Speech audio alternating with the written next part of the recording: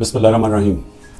یا نعبد و ایاک نستعین. میرے پاکستانیوں، میں یہ جو آج آپ سے بات کر رہا ہوں اس لیے کہ میں نے آج نریندر مودی کی سوشل میڈیا پہ اسٹیٹمنٹ دیکھی کہ اس نے کہا پاکستان کی تو بات ہی نہ کرو، ہم تو اب امریکہ کے ساتھ یعنی ہمارا پارٹنر اب امریکہ ہے، فیوچر ہماری ہے اس پارٹنرشپ میں ہے، تو پاکستان کی تو بات ہی نہ کرو، پاکستان تو اپنے بوجھ کے اندر ہی ختم ہو رہا ہے.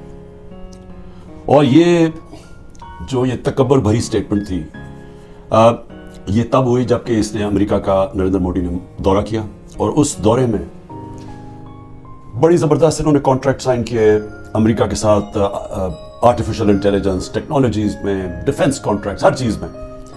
اور اس کے بعد ظاہر ہے ایک فیلنگ آ گئی ہے تکبر کی کہ ہم ایک سپر پاور کے پارٹنر بن گئے ہیں، اور پاکستان کدھر؟ اور پاکستان تو جس طرف جا رہا ہے اپنے بوجھ میں ڈوبتا جا رہا ہے. میں یہ آج اس لیے بات کر رہا ہوں کہ میں وہ پاکستانی ہوں جس نے باہر کمائی کی اپنے 20-25 سال، سب کچھ بیچ کے آج پاکستان ہے. کوئی میرا پیسہ ملک سے باہر نہیں پڑا، سارا پیسہ میرے نام پہ ہے، جو بھی ہے کوئی چیز چھپائی نہیں ہے، کوئی بے نامی نہیں ہے، میرا جینا مرنا پاکستان میں. اور مجھے افسوس یہ ہے کہ آج وہ لوگ اوپر بیٹھ گئے اور بٹھائے گئے ہیں ایک تکبر میں ایک آدمی نے، جس نے سمجھا کہ وہ اتنی طاقت ہے اس کے پاس کہ وہ جو مرضی کر دے، اور قوم بھیڑ بکریاں ہیں، وہ جو چوروں کے بھی اوپر لا کے بٹھا دے تو قوم بھیڑ بکریوں کی طرح بس اس کے فرمان مانے گی. وہ لوگوں کو اوپر بٹھا دیا ہے جن کی دولت ملک سے باہر پڑی ہے، جن کے پیسے، جن کی بزنسز، اور بزنس کیا ہے؟ Real estate. یعنی یہاں سے پیسہ دیا، وہاں سے زمین، گھر بار، ریل اسٹیٹ خرید لی، اور بس یہ بزنس ہے، اس کی رینٹ کے اوپر رہے، یہ ان کی بزنسز ہے. اور یہاں کا سارا پیسہ چوری ہر 30 سال سے چوری کر رہے ہیں. حدیبیہ پیپر مل میں جب پہلی چیز سامنے آئی تھی، جب اسحاق ڈار نے خود کہا کہ میں منی لانڈرنگ کرتا ہوں، 164 کا بیان لکھوایا کہ میں ان کے پیسے باہر بھیجتا ہوں، اور پھر جو پیسہ ادھر چاہیے ہو وہ پھر وہ ریمیٹنسز دکھا کے یہاں بلایا جاتا ہے فیک اکاؤنٹ سے. اور وہاں کوئی قاضی فیملی تھی جس کے اوپر BBC کی بھی ڈاکیومنٹ بنی، اخباروں میں بھی آیا. تو یہ 30 سال سے یہ پیسہ باہر بھجوا رہے ہیں، اور یہ آج محب وطن پاکستانی ہیں، اور عمران خان اور اس کے سارے لوگ ہمیں غدار ثابت کرنے کی کوشش کی جا رہی ہے. لیکن میں یہ آج اس لیے کہہ رہا ہوں کہ ہماری طرح کے لوگوں جن کا تو جینا مرنا یہاں ہے، جن کے اوپر جتنے مرضی آپ کرپشن کیس کر دیں اور دہشت گردی کے اور قتل کے، میں نے تو یہاں رہ کے ان کا مقابلہ کرنا ہے. وہ لوگ جو ہر باری باہر بھاگ جاتے تھے، جب موقع ملتا تھا پاور سے باہر ہاتھ جوڑ کے تو باہر بھاگ جاتے تھے، اور پھر ڈیل NRO کر کے واپس آ جاتے تھے. تو وہ لوگ آج اس ملک کے فیصلے کر رہے ہیں اور اوپر بیٹھے ہوئے ہیں، اور اسٹیبلشمنٹ ان کے ساتھ کھڑی ہوئی ہے. اور پھر اسٹیبلشمنٹ حیران ہوتی ہے کیوں سوشل میڈیا پہ ہمارے پر یہ تنقید آ رہی ہے، اور جو تنقید کرتا ہے وہ غدار ہے. کہ یہ نہیں سمجھ آ رہی کہ کیا لوگ بیوقوف ہیں، لوگ 30 سال سے ان کو لوگوں کو نہیں دیکھ رہے. اب یہ سوچیں کہ یہ پھر سارے باہر چلے گئے ہیں، ملک سے باہر ان کی میٹنگز ہوتی ہیں، عیدیں باہر ہوتی ہیں، بچے باہر ہیں، علاج ان کا باہر ہے، اور یہ ہے محب وطن پاکستانی.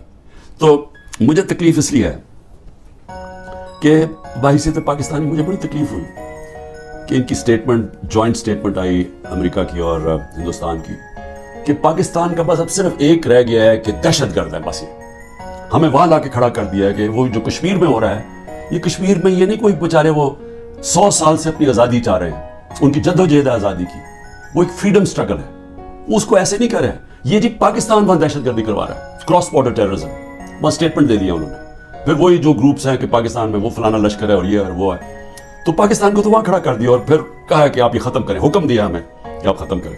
اور میں آپ کو یقین دلاتا ہوں کہ اس حکومت سے کوئی سٹیٹمنٹ نہیں آئے گی اس کے خلاف.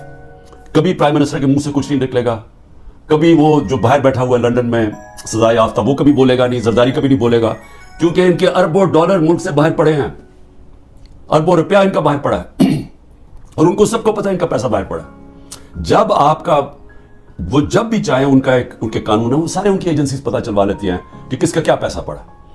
اور یہ جب جواب نہیں دیتے اور یہ سمجھتے ہیں کہ ہم جناب ان کی جب جوتے وغیرہ پالش کریں گے تو وہ ہمارے سے بڑے اچھے ہو جائیں گے. اور بلاول بھٹو کی پتہ نہیں کتنے اس نے اربوں روپیہ خرچ کیا اپنے دوروں کے، ہر دوسرے دن امریکہ گیا ہوتا تھا. انہوں نے بھی بڑی خدمت کی ہے، سب وہاں ان کو خوش آمد کرنے میں آگے تھے. تو یہ نتیجہ ملا ہے کہ آج وہ جن کی 14 مہینے سے یہ خدمت کر رہے ہیں، انہوں نے ان کے اوپر ایک ایسی سٹیٹمنٹ دی ہے کہ پاکستان کی حیثیت بتا دی ہے. ہندوستان ہے اگلا، آپ نے ہندوستان کے اگر اسی طرح ان کے چیلے بن کے رہنا تو ٹھیک ہے، نہیں تو آپ کی کوئی حیثیت نہیں ہے. اصل میں اس کا یہ مفہوم نکلا ہے. مجھے کیوں تکلیف ہے اس کی؟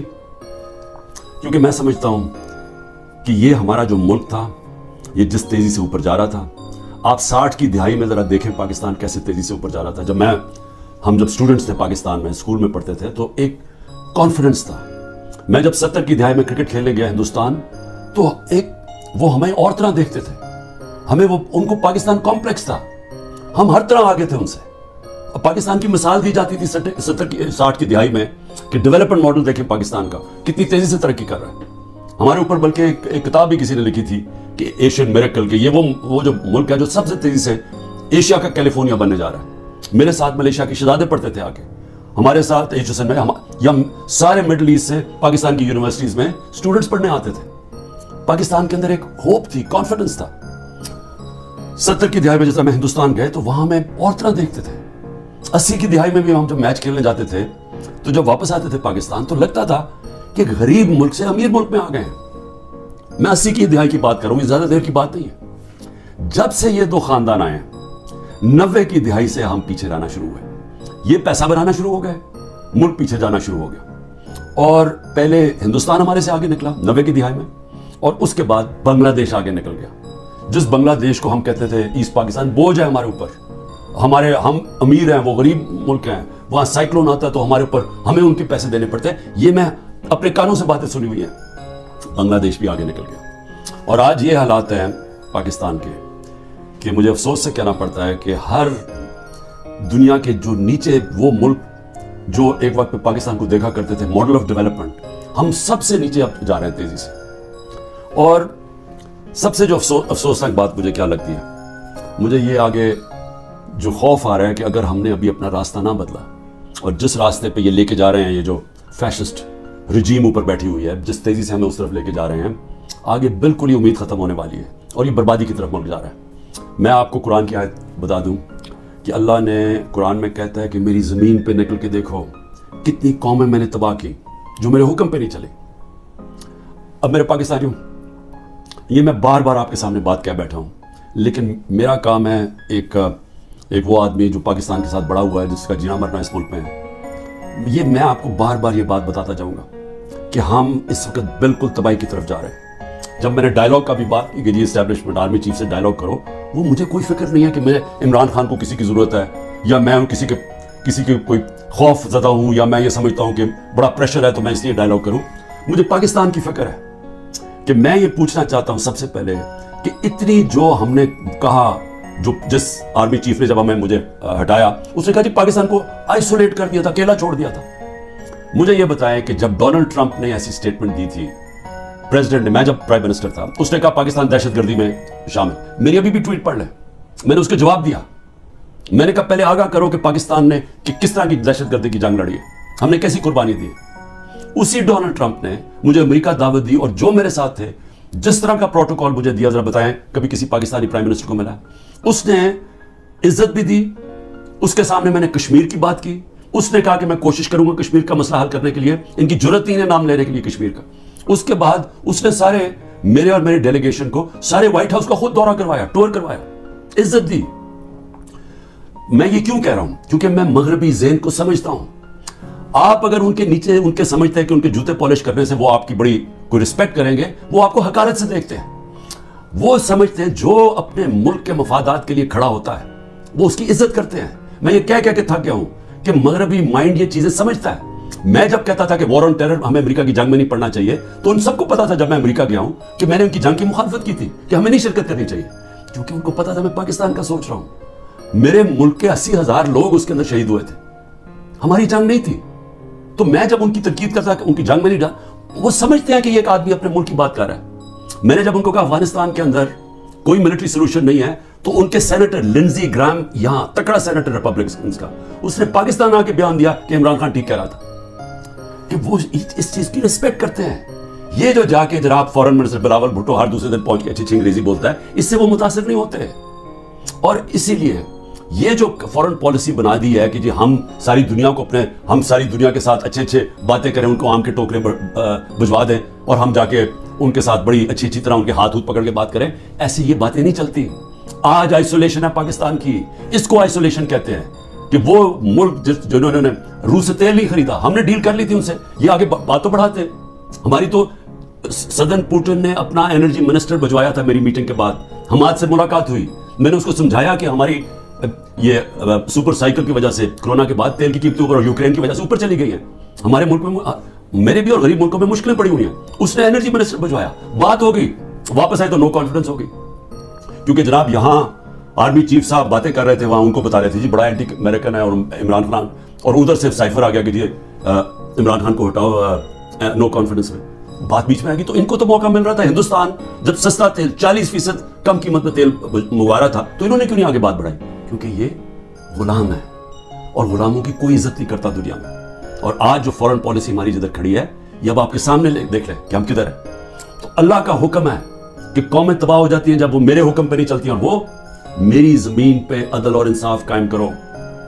ये सारे अल्लाह के पैगंबर जो थे वो एक ही चीज कह रहे थे, उनकी सिर्फ मिशन एक थी कि अदल और इंसाफ की। फिरौन के सामने जब हजरत मूसा थे, वो अपने लोगों को इंसाफ दिलवाना चाहते थे, वो गुलाम थे लोग, क्योंकि जब इंसाफ नहीं होता लोग गुलाम बन जाते हैं। इंसाफ और आजादी साथ साथ चलते हैं, और ला इलाहा इल्लल्लाह इंसान को आजादी देता है, इंसान को इंसान की गुलामी से आजाद करता है, और गुलामी से आजाद इंसाफ करता है जब इंसान के हुकूक होते हैं। तो जो पाकिस्तान में हालात हैं, पहले ही हमारा नंबर, ये जो क्रैकडाउन से पहले 140 मुल्कों में पाकिस्तान का इंसाफ के इंडेक्स में हम 129 थे। जब से ये क्रैकडाउन हुआ है, अब तो हमारा नंबर ही कोई नहीं पता, अब तो हम बनाना रिपब्लिक्स में नीचे शामिल हो गए हैं। अब तो हम वो मुल्क हैं जो कि दुनिया में जिधर जंगल का कानून है हम उधर पहुंच गए। सारे पैगंबर अल्लाह के इंसानी माशरे को इंसानी तब बनता है, उन्होंने ये उनका पैगाम था, जब वहां इंसाफ हो, अदल और इंसाफ हो। नहीं तो जंगल का कानून होता है, जिसकी लाठी उसकी भैंस, माइट इज राइट। अब पाकिस्तान में जो आज कानून ले आए हैं, मुझे बताएं इसका क्या मुस्तकबिल रह गया? आज मुझे बताएं कौन पाकिस्तान के अंदर आके अपने पैसे इन्वेस्ट करेगा? मुझे बताएं वो ओवरसीज पाकिस्तानी, मैं क्या कह के थक गया हूं, वो हमारा सबसे बड़ा सासा बैठा हुआ है। आप जरा सोचे तो सही, वो आज क्या कर रहे हैं? जरा ओवरसीज पाकिस्तान की कोई उनकी राय तो ले कि वो आज पाकिस्तान को क्या कह रहे हैं, वो किस तरह पाकिस्तान को देख रहे हैं। तकलीफ में है कि मुल्क को बनाना रिपब्लिक बना दिया, और तो छोड़े वो इन्वेस्टमेंट क्या लेके आएगा। उनका रिश्तेदार बाहर बैठा हुआ ओवरसीज पाकिस्तानी कोई ट्वीट करता है, तनकीद करता है इस ये जो हो रहा है पाकिस्तान में, तो जो ट्वीट करता है उसके रिश्तेदारों को पकड़ लेते हैं यहाँ। यानी ये किस कानून के तहत? ये तो हिटलर के जर्मनी में होता होगा और ये स्टालिन के यूएसएसआर में होता होगा, कि जब वो कुछ भी कर सकते थे, कलेक्टिव पनिशमेंट दिया। इसराइल करता है फलस्तीनियों से कि उनके एक होता है तो उनके घरों में आके दूसरों को कलेक्टिव पनिशमेंट देते हैं, या वो मकबूजा कश्मीर में अब कश्मीरियों से हो रहा है। ये तो कोई आजाद माशरे में तो तसव्वुर ही नहीं कर सकता कि घरों के अंदर घुस गए, दरवाजे तोड़ दिए, चीजें लूट ली, जो चीज पड़ी है वो जो उठाई नहीं वो तोड़ दी। अच्छा, वहां मुलाजिम मिले उनको उठा के ले गए, कोई बच्चे मिले, हमारा जो प्रेसिडेंट चकवाल का, उनके 15 साल के बेटे को उठा के ले गए। वो यासिर गिलानी हमारा एक टिकट होल्डर, वो छुपा हुआ था, उसकी बीवी अपने माँ बाप के घर थी, उसके माँ बाप के घर जाके बीवी, 4 बच्चे, उसके छोटा बच्चा 1.5 साल का, उसको उठा के ले गए। उमर चीमा, उसको सिर्फ वो जेल में रखा हुआ है कि जी बस तो वो कुर्सी पे बैठ के कह दो टीवी के सामने कि जी मैं पीटीआई छोड़ रहा हूं और मैं फौज से प्यार करता हूं और 9 मई की मजम्मत करता हूं। मैं बार बार कह रहा हूं, 9 मई की सारी कौम मजम्मत करती है जो जलाओ घराव हुआ है। उसके ऊपर कोई इंडिपेंडेंट इन्वेस्टिगेशन तो बिठा दें, ताकि पता तो चले। मैं साबित करूंगा, मैं ये दावा कहता हूं, मैं साबित करूंगा कि लोग छोड़े हुए थे अंदर जिन्होंने ये जलाओ घराव किया है। मैं साबित करूंगा, ये हमारे पास अब प्रूफ आ चुका है। अदालत के अंदर मैं अपनी अदिया से कह रहा हूं, हमने लाहौर हाई कोर्ट में भी ये किया हुआ है, वो डिसमिस हो गई है, सुप्रीम कोर्ट में रिट पड़ी हुई है। खुदा के वास्ते इंडिपेंडेंट इंक्वायरी करें। ये वन साइडेड टीवीओं के ऊपर कंट्रोल्ड मीडिया उसके ऊपर चल रहा है जी, ये देखिए जी इन्होंने क्या कर दिया, मुल्क के गद्दार है जी, मुल्क। खुदा का वास्ते इस मुल्क को बचाएं।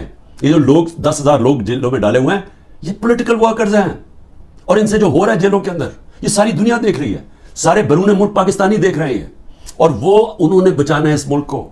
जिस वक्त हम इस मुल्क में रूल ऑफ लॉ ले आए, हम इस मुल्क में एतमाद ले आए अपने इंसाफ के निज़ाम पे, उनको ये एतमाद हो गया कि मेरी इन्वेस्टमेंट बच जाएगी, मैं अगर सारी ज़िंदगी की अपनी सरमायाकारी जो पैसा जमा किया हुआ वो यहाँ पाकिस्तान में सरमायाकारी करूँ, तो यहाँ का निज़ाम ऐसा है जैसे मगरब में है, वो मुझे तहफ़्फ़ुज़ मिलेगा।